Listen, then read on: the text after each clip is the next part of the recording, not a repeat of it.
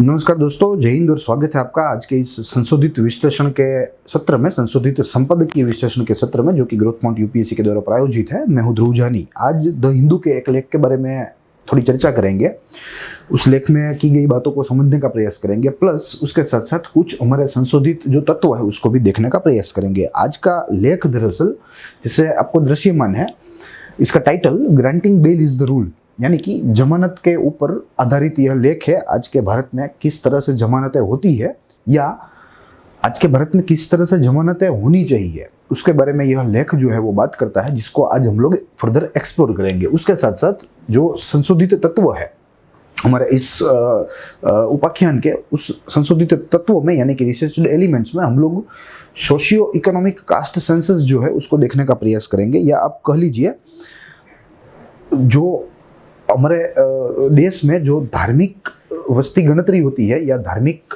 जनगणना होती है, उसके बारे में भी थोड़ा देखने का प्रयास करेंगे। हमारी जो लास्ट सोशियो इकोनॉमिक सेंसस हुई थी, सोशियो इकोनॉमिक कास्ट सेंसस, उसके कुछ आंकड़े देखेंगे, उसके कुछ तथ्य देखेंगे। मगर सबसे पहले हम लोग यह लेख का निष्कर्ष देखेंगे, लेख में जो महत्वपूर्ण बातें की गई है उसको देखेंगे, और उसी के साथ साथ हम लोग आगे जो संशोधित तत्व है उसको भी देखने का प्रयास करेंगे। As you can see on the screen, यहाँ हमारे पास एक सुप्रीम कोर्ट का भी इमेज है, और उसके साथ नीचे एक आप कह लीजिए एक पनिशमेंट का भी इमेज है। यहाँ जुडिशरी भी इन्वॉल्व है, और उसके साथ साथ जो पुलिस के द्वारा जो हैंडकफिंग करने के लिए जो टूल का इस्तेमाल होता है, जिसे हथकड़ी हम लोग कहते हैं, वो भी यहाँ दृश्यमान है। तो कुल मिलाकर यह बेल के ऊपर, जमानत के ऊपर यह पूरा का पूरा लेख है। देखेंगे यह लेख में कई सारी बातें की गई है, मगर सबसे प्रथम हम यह लेख की तस्वीर देखेंगे, जिसमें दो लेखक है। दोनों का नाम जो है वो, एक का नाम है निकिता सोनावाने, और दूसरा जो हमारे राइटर है वे है सृजना बेज। दोनों ही अच्छे संशोधक हैं और लीगल अफेयर्स के साथ जुड़े हुए हैं, और इन्होंने जो हमारे सामने कुछ बातें रखी है, वो बातें हमारे लिए जानने थोड़ी ज़रूरी है, जिसको जानना हमारे लिए थोड़ा अनिवार्य है। अनिवार्य के साथ साथ थोड़ा फायदेमंद भी है। देखेंगे, देखिए, अगर सबसे पहले लेख के निष्कर्ष की बात करें तो मैं आपको बता दूं कि जैसे मैंने बात की कि यह जो पूरा का पूरा लेख है वो बेल के ऊपर आधारित है। बेल यानी कि जमानत। हमें मालूम है कि कोई गुनहगार हो तो अगर उसे पुलिस के द्वारा पकड़ा जाता है तो बाद में उसकी बेल की जो प्रोसीजर है वो शुरू हो जाती है। कई केसों में बेल मिलती है, कई मामलों में बेल नहीं मिलती, प्लस कुछ ऐसे भी मामले हैं जहां बेल देनी ही नहीं है। ठीक है, तो ऐसे मामले होंगे जहां बेल नहीं मिल सकती, वहां बेल की प्रोसीजर ही नहीं होगी। मगर जो गुनाह बेलेबल हो, उस गुनाहों में बेल की प्रोसीजर की जाती है, प्लस वो जजेस के सामने रखा जाता है, और जजेस जो है वो अपने डिस्क्रिशन से, अपनी विवेक बुद्धि का उपयोग कर कर जो है वे एक निर्णय लेते हैं कि यह पर्टिकुलर आदमी को, यह पर्टिकुलर गुनहगार को बेल देनी है या नहीं देनी है, और उसके हिसाब से वे लोग अपना निर्णय लेते हैं। मगर आज का जो हमारा जो चर्चा का विषय है वो दरअसल ये है कि हाल ही में, वर्तमान में जो हमारी जमानत देने की जो प्रस्थापित प्रक्रिया है, क्या वो सही है, क्या उसमें फेरफार की ज़रूरत है, क्या हमें उसमें फेरफार करने होंगे तो क्यों करने होंगे, कौन से ऐसा कारण है जिससे आज हमें हमारी जो पूरी की पूरी जो जमानत की व्यवस्था है उसको बदलना पड़ेगा या बदलना चाहिए, इत्यादि चीज़ों पर हम आज पूरे इस लेख में बातें करेंगे, चर्चा करेंगे। दूसरी बात, यह दोनों लेखक ने, जिसका जो है नाम हमने देखा, यह दोनों लेखक ने वर्तमान बेल प्रोसीजर की निंदा की है, प्रखर निंदा की है, या उस कह लीजिए उसका खंडन किया है, और कहा है कि भाई आज की जो प्रस्तावित प्रणाली है, the present established system of bail procedure is actually not viable, कि वो भारत के लोगों के साथ फिट नहीं बैठती है, या इट इज नॉट एडजस्टेबल, जिसका जिक्र हम लोग आगे करेंगे, क्योंकि हमारे बेल प्रोसीजर में कई ऐसे सारे प्रावधान है जो प्रावधान अधिकांश भारत के लोग उसे पूर्ण नहीं कर सकते हैं, और अगर वे पूर्ण नहीं हुए तो वे बेल से या जमानत से वंचित रह सकते हैं, और जमानत से वंचित रहना यानी कि उन लोगों के अधिकारों का, मूलभूत अधिकारों का उल्लंघन होना। तो यह पूरी बाबत के जो है आजू बाजू आज हमारी जो चर्चा है वो पूरी की पूरी रहेगी, जिसका जिक्र हम लोग आगे धीरे धीरे करते जाएंगे। तो निष्कर्ष में हमें यही समझना है कि बेल के बारे में, जमानत के बारे में, जमानत की प्रोसीजर प्रक्रिया के बारे में यह लेख है। वर्तमान प्रस्थापित प्रक्रिया को चेंज करने की बात यहाँ लेखक के द्वारा हुई है। चेंज क्यों करे उसके कारण भी यहाँ दिए गए हैं। प्लस एक और भी बात है, जैसे हमने यहाँ सुप्रीम कोर्ट का आगे कवर के ऊपर फोटो देखा, ठीक है, हमें मालूम है कि सुप्रीम कोर्ट और हाई कोर्ट जो होता है वे हमारी हायर जुडिशियरी है, ये हमें सबको मालूम है, it is our higher judiciary. तो कहा गया है कि यहाँ बेल के मामले में हायर जुडिशियरी का काम जो है वो बिल्कुल अच्छा है, बहुत अच्छी तरीके से वे काम कर रहे हैं, मगर यहाँ जो लोअर कोर्ट्स है they are not up to the mark. उन लोगों के निर्णय, उन लोगों की विचारधारा बेल प्रोसीजर में, बेल ग्रांटिंग प्रोसीजर में कुछ फिट नहीं बैठती, ऐसा यहाँ लेखकों के द्वारा जिक्र हुआ है। इसीलिए लेखकों ने लोअर कोर्ट्स की जो प्रक्रिया है बेल देने की, उसका खंडन किया है, उसकी कठोर से कठोर शब्द में निंदा की है। प्लस ऐसा भी एक आक्षेप लगाया गया है लोअर कोर्ट के ऊपर कि ये लोग बेल देने में सुप्रीम कोर्ट और हाई कोर्ट के पुराने जो फैसले होते हैं वह फैसलों को आदर्श के रूप में नहीं मानते हैं, यानी कि ये अपने आप ही जो है यह डिसीजन लेते हैं। हालांकि इन लोगों को या इन अदालतों को, निम्न कक्षा की अदालतों को उच्च कक्षा की अदालतों के फैसलों को आदर्श रूप में रखना होगा और उसी फैसलों पर आधारित अपने अन्य फैसले जो है वे सुनाने होंगे। मगर यहाँ लोअर कोर्ट जो है वो इस जिम्मेदारी से जो है भाग रहा है, ऐसा लेखक को लग रहा है, और इसके कई सारे हमने उदाहरण भी लेखक ने हमें दे रखे हैं। दूसरी बात, हमारा जो कानून है वह कानून में एक प्रस्तावित नियम है, और वो नियम ऐसा है कि bail is a rule, bail is the rule, जैसे आज हमारा शीर्षक है। मगर वर्तमान परिस्थिति जो है वो थोड़ी वाइस वर्सा है। यह पूरा नियम जो है या हमारा जो आइडियल है हमारे लॉ का वो है bail is the rule while jail is the exception.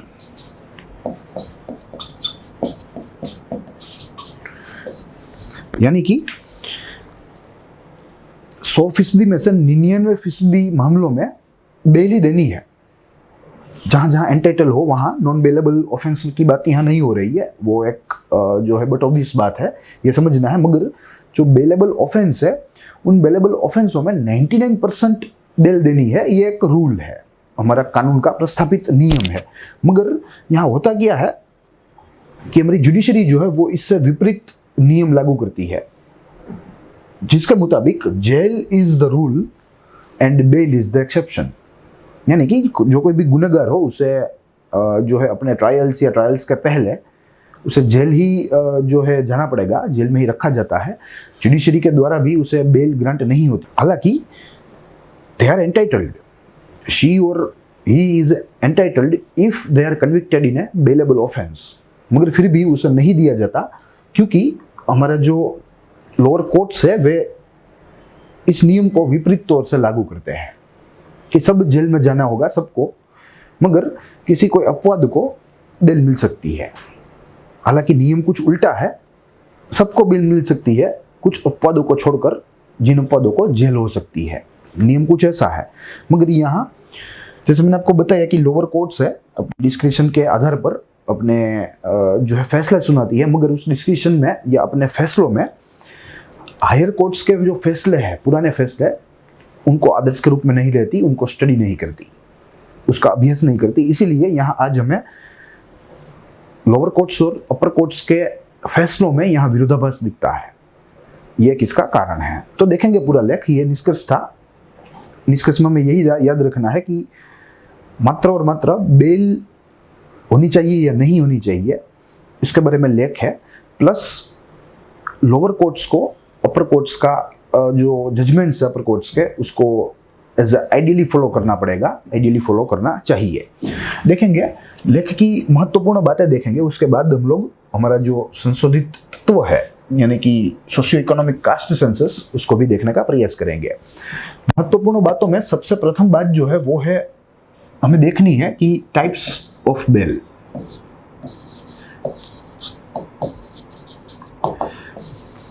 कुल मिलाकर भारत में 3 प्रकार के जमानत देने का प्रावधान जो है वो हमारे क्रिमिनल प्रोसीजर कोड ऑफ 1973 में किया गया है, जिसके मुताबिक सर्वप्रथम रेगुलर बेल, उसके बाद देखें तो आती है इंटरिम बेल, और आखिरी में जो अगर बेल की बात करें तो वो हमारी रहेगी anticipatory bail. Anticipatory bail pre यानी कि पहले से। देखिए यहाँ जो रेगुलर बेल है वो आईपीसी सेक्शन 437 और 439 के तहत दिया जाता है। मुझे माफ कीजिएगा, सीआरपीसी सेक्शन है ये, सेक्शन सीआरपीसी 1973। यह एक प्रकार का रेगुलर बेल है। और वहीं जो एंटीसिपेटरी बेल है, अगर उसके अनुच्छेद की बात करें तो वो रहेगा 439 ऑफ सीआरपीसी 1973। ठीक है, तो ये हमारा कानून है। हमें यहाँ ये नहीं समझना है कि रेगुलर क्या होती है, इंटरिम क्या होती है, एंटीसिपेटरी क्या होती है। वो एक सामान्य सी बात है, बेसिक चीज़ है। मगर यहाँ रेफरेंस हमें लेना ज़रूरी है कि यहाँ 3 प्रकार की बेलें होती है, जिसमें जो आज जो हमारा मुख्य विषय है वो है रेगुलर बेल। कि ऐसे गुनहगार के जिनको माइनर ऑफेंसेस में अरेस्ट किया हो या अन्य कोई ऐसे नॉन सीरियस या थोड़े कम सीरियस ऑफेंसों में जो है उन लोगों को गिरफ्तार किया हो, हिरासत में लिया हो और उन लोगों को बेल नहीं मिल रही हो। ठीक है, तो आज हमारी चर्चा का विषय वो रहेगा, नहीं कि ये किस प्रकार की बेल है, या इंटरिम किस प्रकार की है, या एंटीसिपेटरी किस प्रकार की है। तो ये बात हुई प्रथम। दूसरी बात, अगर ये हम सर्वेक्षण करें तो ऐसा माना जाता है कि जो निचला वर्ग है, यानी कि निम्न जो वर्ग है, जो आर्थिक रूप से दुर्बल है, या आप कह लीजिए निम्न वर्ग से है, निम्न वर्ग के लोग हैं, तो उन लोगों को ही आमतौर पर बेल नसीब नहीं होती, उन लोगों को ही जमानत नहीं मिलती। और ये जग जाहिर है, इसमें हमें कोई जो है तथ्य देने की जरूरत नहीं, कोई उदाहरण देने की जरूरत नहीं है। हमें सबको मालूम है कि कोई बॉलीवुड सेलिब्रिटी जो हो, अगर वो उसकी जो गिरफ्तारी होती है, कोई भी मामला हो, माइनर हो या मेजर हो, तो उन लोगों को फट से बेल मिल जाती है।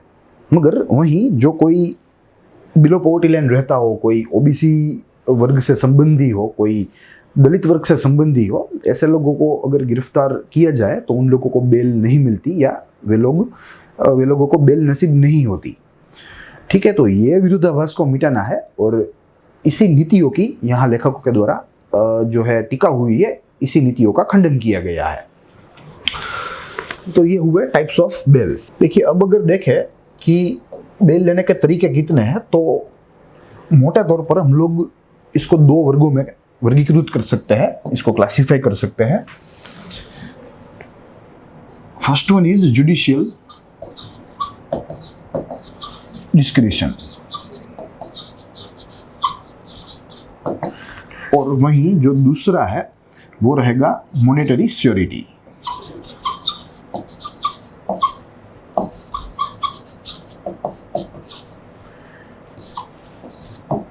यानी कि आर्थिक गारंटी यहां आप लोग कह सकते हैं।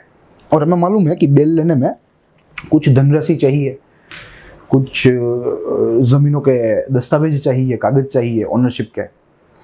ठीक है, तो यह कॉमन सेंस की बात है कि जो गरीबी रेखा के नीचे रहता है, या कोई खेत मजूर है, या कोई निम्न कक्षा का, निम्न वर्ग से ताल्लुक रखने वाला कोई जो है व्यक्ति है, तो उसके पास ना तो धनराशि होगी और ना ही होंगे जमीनी मालिकी के कागजात, या आप कह लीजिए दस्तावेज।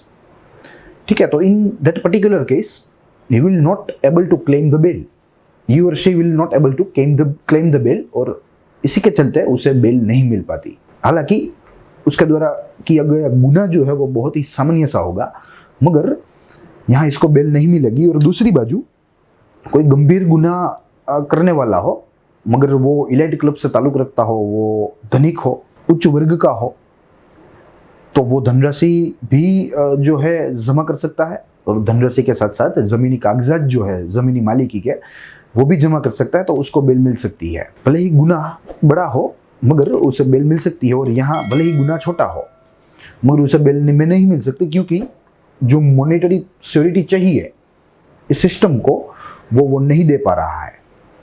ठीक है, तो ये दो बातें हैं। देखते हैं एक एक करके। देखिए, यह जुडिशियल डिस्क्रिशन है, जिसमें मैंने बताया कि जो सबऑर्डिनेट्स कोर्ट है,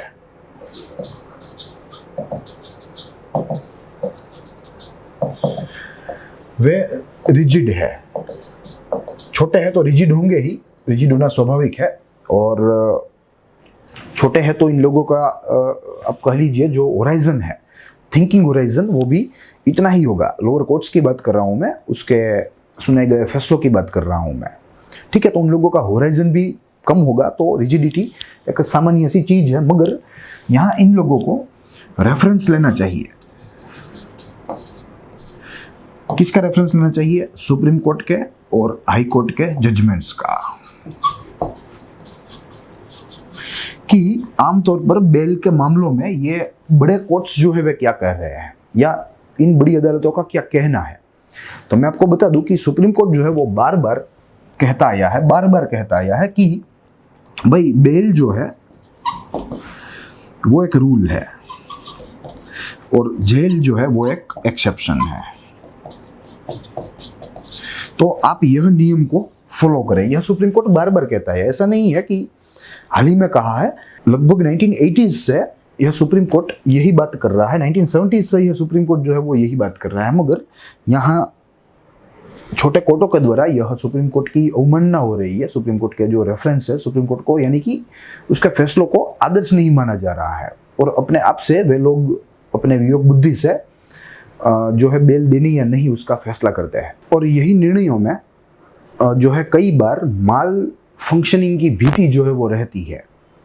ठीक है, पर्सनल जो राइवलरी है वो भी यहाँ से निकल सकती है, या आप कह लीजिए पुलिस और जुडिशरी की जो जुगलबंदी है, ठीक है, वो भी यहाँ निकल सकती है। मगर सुप्रीम कोर्ट ने क्या कहा कि भाई आप लोग जो बेल है उसे एक नियम की तरह देखो, सबको बेल देना है, मगर जेल को आप अपवाद के रूप में देखो कि भाई 100 में से किसी 3 को 4 को ऐसा लगे आपको कि भाई यह जेल के लायक ही है, ये गुनाह बर्दाश्त नहीं होता, ये गुनाह समाज के लिए हानिकारक है, तो वैसे केस में ही आप अपना जो पावर है वो इस्तेमाल करें। मगर जैसे मैंने आपको बताया कि यहाँ सबऑर्डिनेट कोर्ट्स जो है वे सुप्रीम कोर्ट के और उसके फैसलों की अनदेखी कर रहे हैं, और अपनी तरह ही जो है ये पूरे के पूरे जो निर्णय होते हैं बेल के रिलेटेड वो ले रहे हैं। और आज के दिन जो बेल के संबंधी जो मुद्दे हैं उन आंकड़ों में इजाफा हुआ है, क्योंकि कोरोना का लॉकडाउन हमने देखा,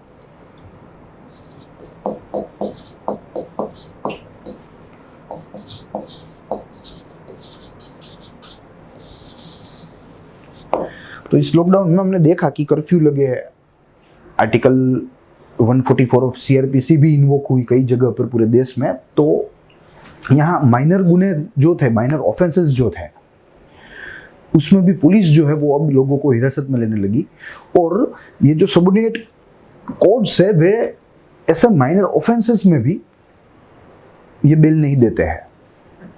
ठीक है, प्लस ऐसे भी यहाँ माइनर ऑफेंस लगे, जैसे कह लीजिए आप इंस्टॉलमेंट जो है वो नहीं भरा गया हो, आप कह लीजिए जो बीमा है या बीमा है उसका प्रीमियम नहीं भरा गया हो, ठीक है, प्रोविडेंट फंड में नहीं डाला गया हो, तो ऐसे माइनर ऑफेंस जो होते हैं उन ऑफेंसों में तो बेल दे देनी चाहिए, उसमें कुछ नहीं होता। मगर यहाँ भी लोअर कोर्ट्स जो है वे रिजिड रहे और ये बेल देने से खुश नहीं थे। ठीक है, और आज परिस्थिति ये हुई है कि हमारी जो जेलें हैं वो भरी पड़ी है, प्रिजन्स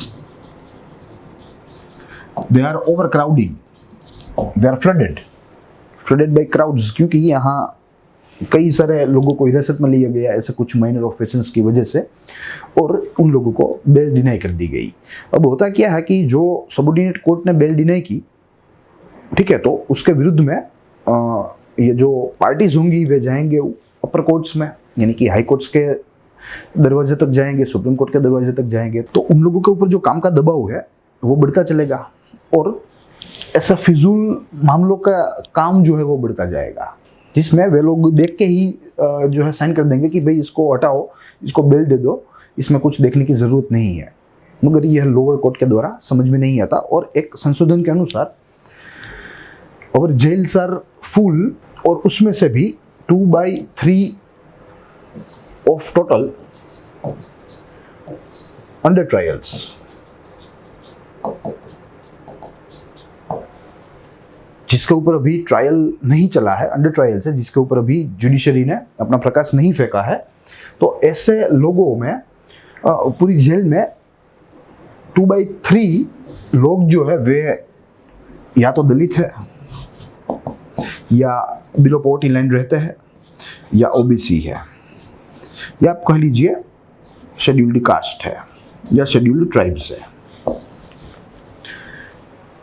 तो ये आंकड़ों से यही प्रतीत होता है कि हाल की जो हमारी सिस्टम है बेल ग्रांटिंग की, वो सिस्टम में हमें फेरफार करना होगा। भले ही डिस्क्रिप्शन की तो यहाँ बात हुई है, मगर ये फेरफार जो है वो जो हमारा दूसरा बिंदु है, यानी कि मॉनेटरी सिक्योरिटी, यहाँ हमें फेरफार करना होगा। जैसे मैंने आपको बताया कि कुछ धनराशि चाहिए, धनराशि के साथ साथ जो ज़मीनी मालिकी है उसके कागजात भी चाहिए, तभी ऐसे मामलों में ही बेल जो है वो हो सकती है। तो यहाँ हमें फेरफार करना ज़रूरी लगता है। और इसके कुछ मापदंड भी है, जिसके मुताबिक हम लोग कह सकते हैं कि अगर लोअर कोर्ट में आपको बेल एप्लीकेशन करनी है तो आपको 10,000 का बॉन्ड लगेगा लोअर कोर्ट, और यहाँ आप कह लीजिए हायर कोर्ट। तो लोअर कोर्ट में बेल एप्लीकेशन के लिए 10,000 रुपीज का बॉन्ड लगेगा, और हायर कोर्ट्स में वही बॉन्ड हो जाएगा 30,000 का।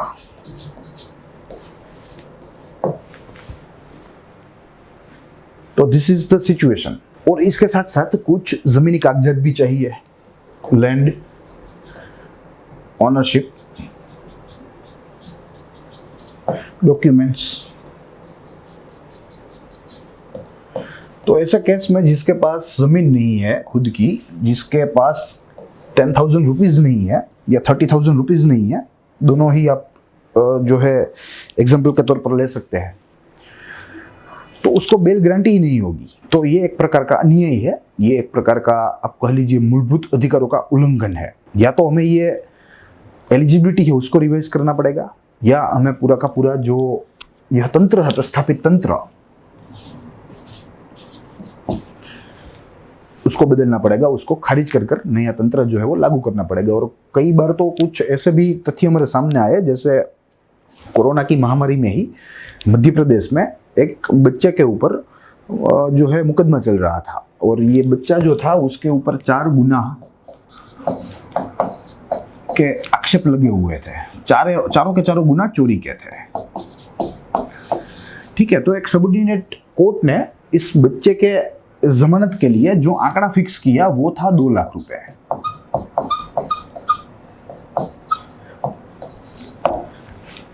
वो अपने आप में ही एक अन्याय है। एक तो वो माइनर है, वो जुवेनाइल है, और उस जुवेनाइल को 2 लाख रुपए का जो है जमानत का बॉन्ड मांगा, सिक्योरिटी का, कि भाई आप 2 लाख का बॉन्ड जमा कर दो तो आपको जो है जमानत मिल सकती है। तो it is totally unfair, it is totally आप कह लीजिए इनजस्टिस। देखते हैं आगे। हालांकि यह 2 रास्तों के साथ साथ एक तीसरा रास्ता भी है जिससे ग्रांट मिल सकती है, और वो है पर्सनल बॉन्ड का।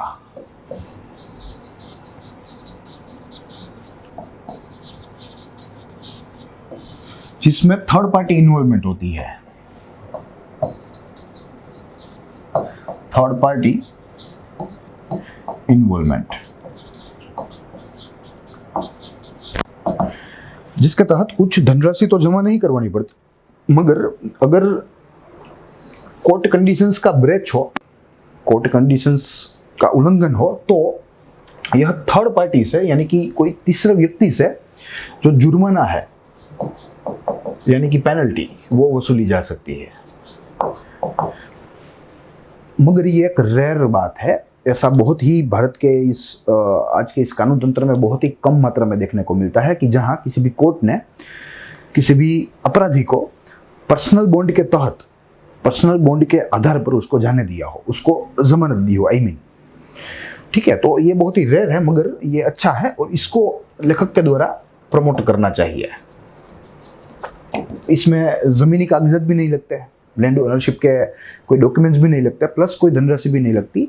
सिर्फ लगता है तो एक थर्ड पार्टी का, आप कह लीजिए एश्योरेंस, कि third party on the behalf, आपके बिहाफ पर वो बोले कि भाई आगे से ये ध्यान रखेगा, आगे से ये कुछ नहीं करेगा, आप इसे रुपया छोड़ दीजिए माय लॉर्ड, ठीक है। तो उसी के तहत जो कोर्ट जमानत ग्रांट करती है उसे जो है पर्सनल बॉन्ड कहते हैं।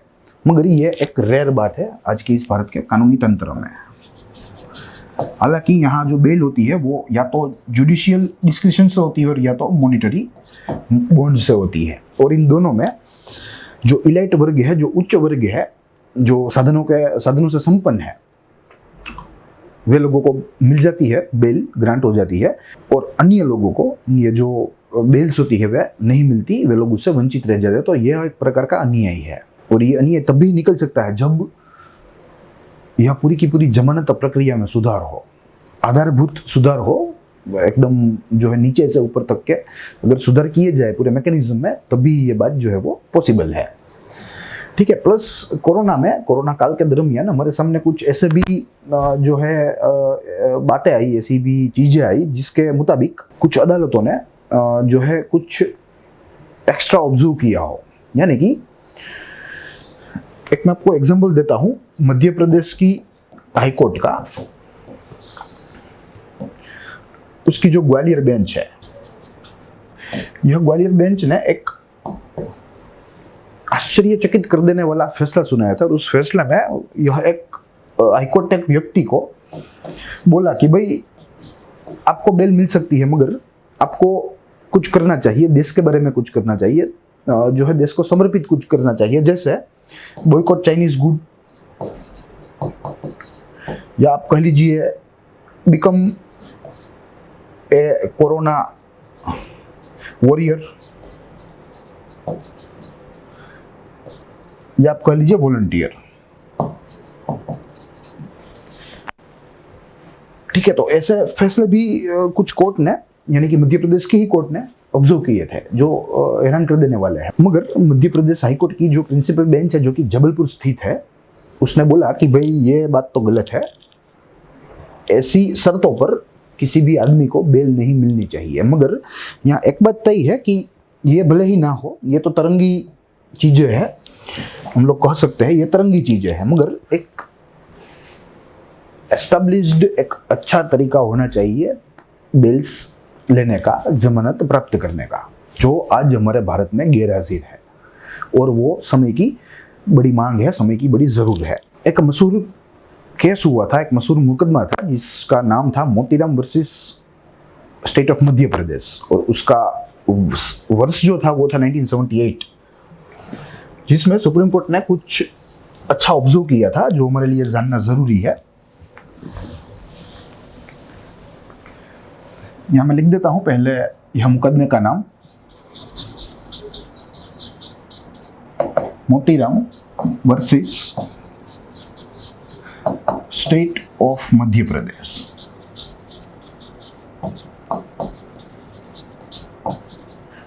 ईयर 1978।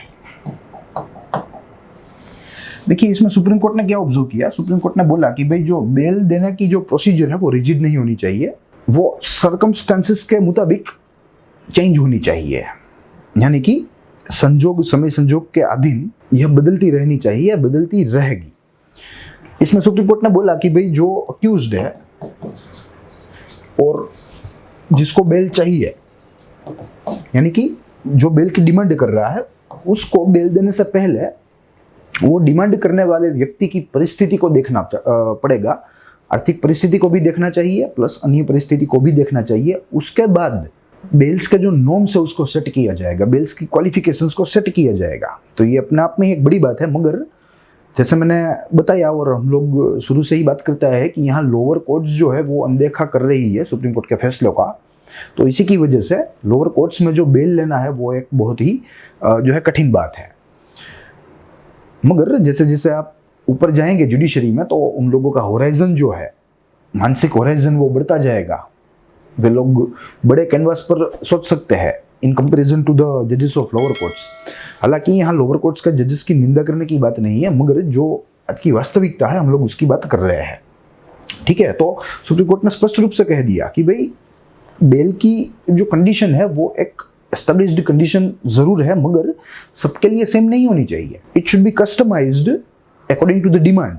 मांग के अनुसार इसमें फेरफार करने जरूरी है, फेरफार होने चाहिए। कोई गरीब आदमी है तो आप उसे नहीं कह सकते कि भाई आप 10,000 रुपये भरकर जमानत ले लो या जमीनी मालिकी के कागजात ले आओ। It's actually not reasonable. ठीक है, तो ऐसा अच्छा ऑब्जर्वेशन सुप्रीम कोर्ट ने यह Motiram versus state of Madhya Pradesh के मामले में वर्ष 1978 में किया था। यह फैसला आज भी सब अदालतों के लिए एक टॉर्च बेरर समान बन सकता है, मगर नहीं, यहाँ लोअर कोर्ट्स जो है वे अपना कार्य अच्छी तरीके से नहीं कर रही है। They are not taking Supreme Court as idol.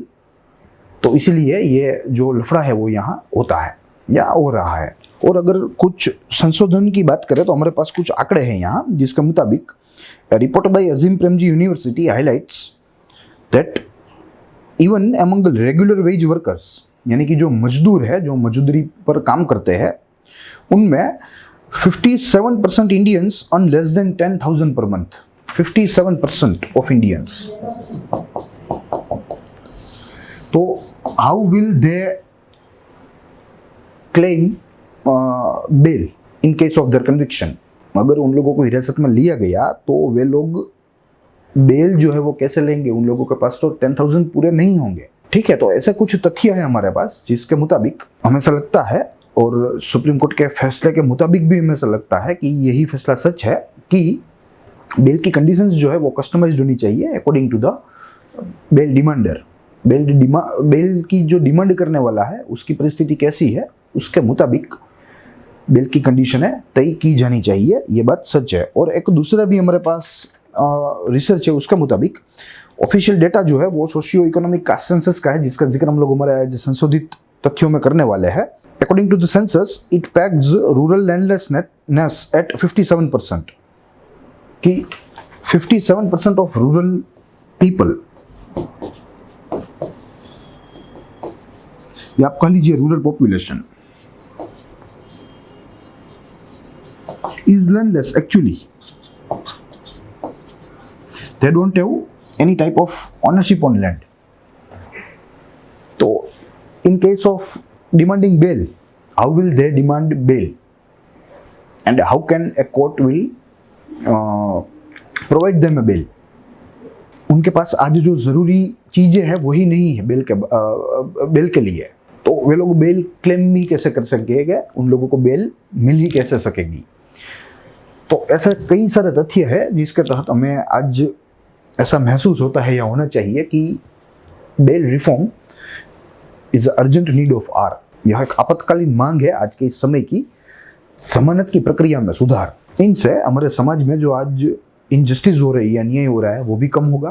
Plus हमारा जो प्रिजन्स है, जो ओवरलोडिंग हो रहा है, वो भी कम होंगे। उसके अलावा सुप्रीम कोर्ट और हाई कोर्ट का जो बर्डन है वो भी कम होगा अगर ये बात लोअर कोर्ट से ही अप्लाई हुई तो। अगर लोअर कोर्ट्स अपने तरीके से सामने वाले की ज़रूरियत के ऊपर बेल की कंडीशन तय करेंगे और बेल ग्रांट करेंगे तो इन लोगों को हायर कोर्ट में जाने की ज़रूरत ही नहीं पड़ेगी। They will not have any type of need to approach the higher courts in case of granting bail या in case of demanding bail. तो अपने आप ही उच्च अदालतों का काम जो है वो कम हो जाएगा। तो कई सारे फायदे हैं हमारे पास, मगर यहाँ सरकार को, केंद्र सरकार को यह पूरी मोडस ऑपरेंडी के साथ सामने आना होगा। यह पूरा रिफॉर्म्स जो है ले आने होंगे और लागू भी करवाने होंगे, तभी ये परिस्थिति जो है वो सुधर सकती है। तो this was about the today's article in which many dimensions have been discussed and they are discussed actually thoroughly। जैसे हमने देखा कि कैसे लोअर कोर्ट्स जो है वह सुप्रीम कोर्ट या हाई कोर्ट्स के फैसलों की अवगणना कर रही है, उसको अनदेखा कर रही है। प्लस सुप्रीम कोर्ट्स का भी ऑब्जर्वेशन देखा in case of granting bail, that how should a court have to deal with this bail granting. ठीक है, तो वो भी हमने देखा और कुछ तथ्य भी देखे हमने और कुछ संशोधन भी देखे जिसके तहत जिसके अनुसार ये बात सिद्ध हो सकती है कि आज की जो हमारी बेल की प्रक्रिया है वो वर्तमान परिस्थिति के अनुकूल नहीं है। वर्तमान हमारी जो आप कह लीजिए डेमोग्राफी है उससे अनुकूल नहीं है। आज की डेमोग्राफिक इकोनॉमिक सिचुएशन जो है उससे भी अनुकूल नहीं है। तो त्वरित ही हमें बेल रिफॉर्म्स लाने होंगे या लाने ही चाहिए। अब आगे अगर देखें तो हमें कुछ संशोधित तत्वों की बात करनी है जो हमारे सामान्य अभ्यास से जुड़े हुए हैं। और जैसे हमने देखा कि बेल के मामलों में जो पिछड़े वर्ग है उन लोगों को बेल नहीं मिलती, आमतौर पर उन लोगों को बेल नहीं मिलती। तो यहाँ हमने यही सेंसस देखा है और इसके तहत हम यह पूरे सेंसस का आधार लेंगे और समझने का प्रयास करेंगे कि क्यों यह जो सोशियो इकोनॉमिक सेंसस इन वर्गों के साथ ही ऐसा होता है।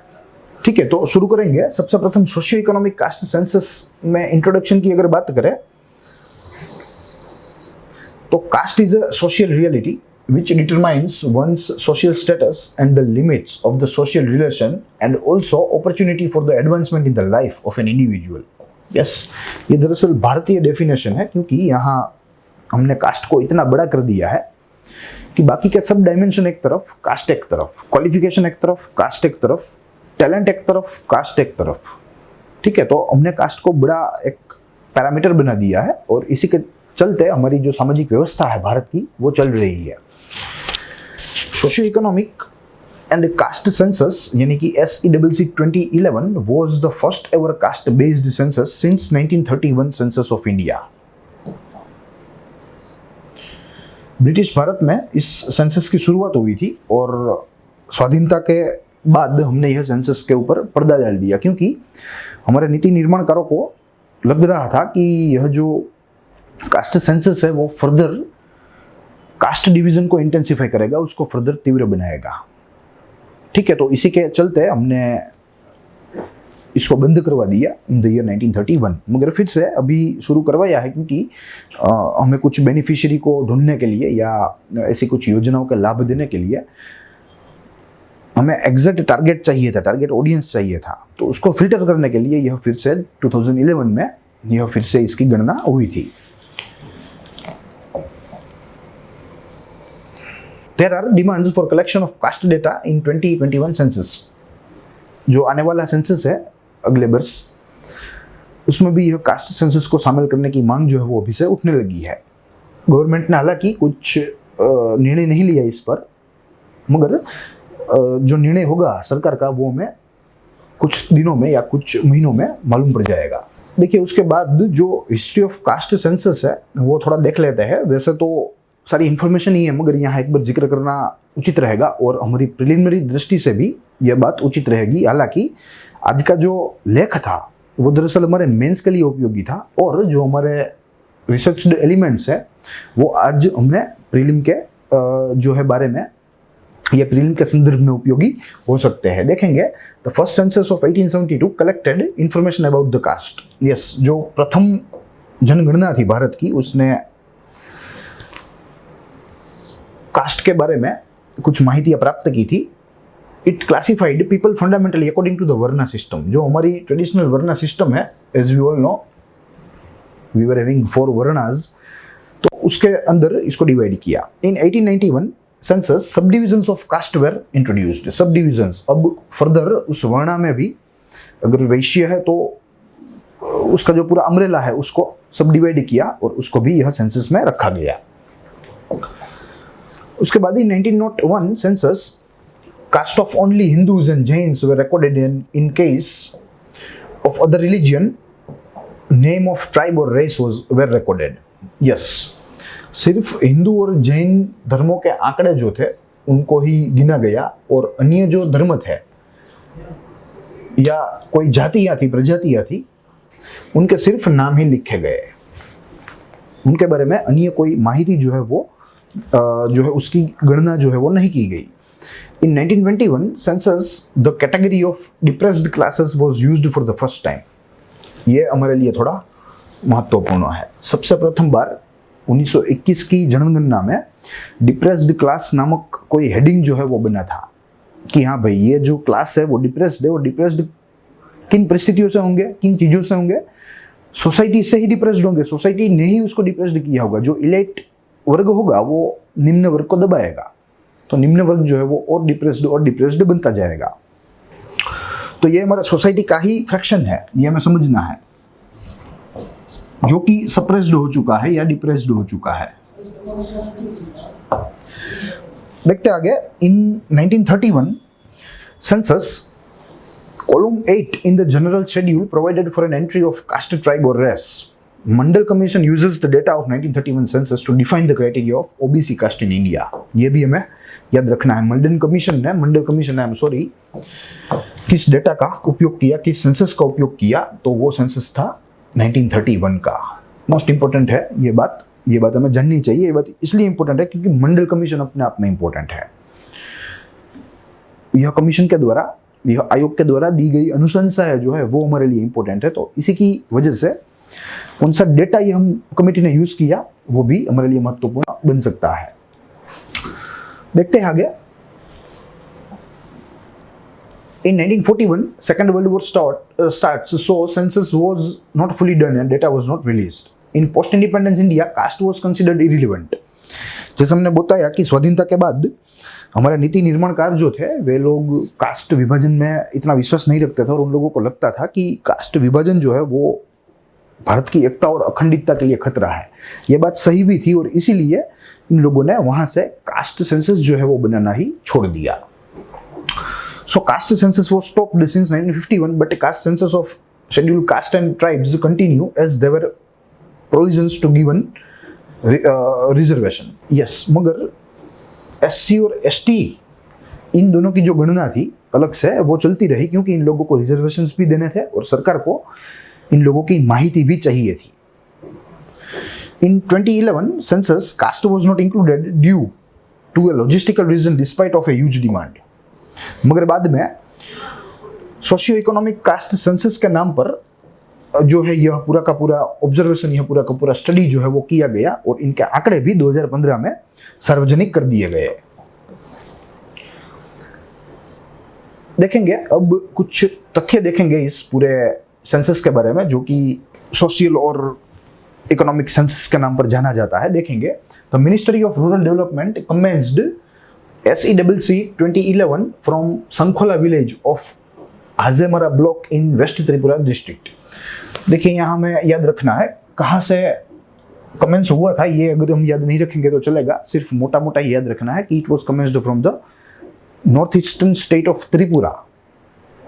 मगर विच मिनिस्ट्री, ये हमारे लिए इंपॉर्टेंट है, मिनिस्ट्री ऑफ रूरल डेवलपमेंट, जो कि रूरल अफेयर्स की एक स्वतंत्र मिनिस्ट्री, एक स्वतंत्र मंत्रालय है रूरल अफेयर्स के जिम्मेदार।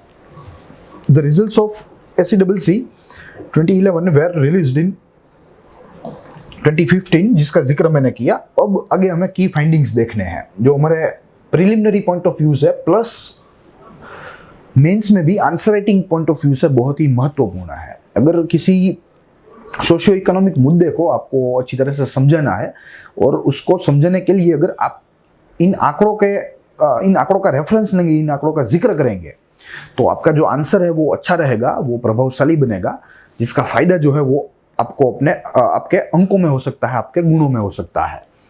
देखेंगे the number of house hold in India 24.49 crore, which means 25 crore families.